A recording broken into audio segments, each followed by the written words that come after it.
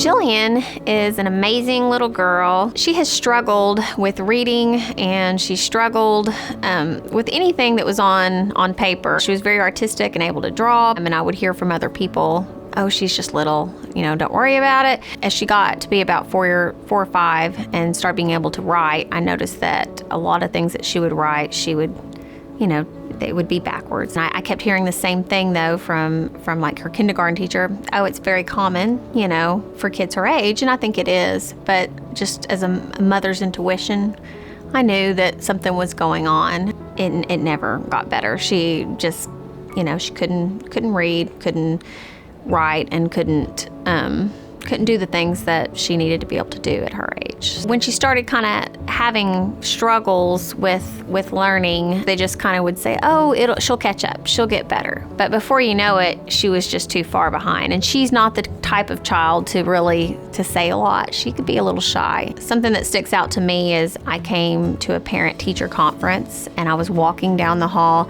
and the kids had colored some artwork, and they were all writing down their favorite book. And I saw where one child had put on hers in the hallway, had wrote, I don't like books, I like Netflix. And I just went, oh, please don't let that be Jillian's. But deep down I kind of knew, because she didn't like books. And so she was the only child who wrote, I don't like books. And I was so sad to see that. And I thought, well, sure enough, it's hers. That was her artwork. So with further testing, they did find out that she was dyslexic. And as soon as I got that diagnosis, it made a huge difference. And that's when I was able to start looking for more intervention for her.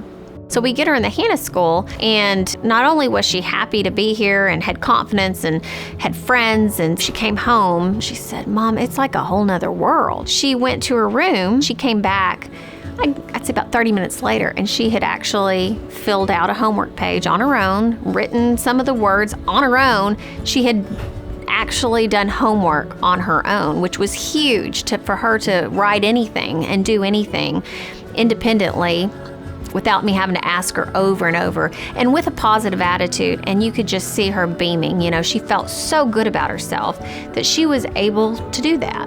And I just thought, gosh, it made it all worth it.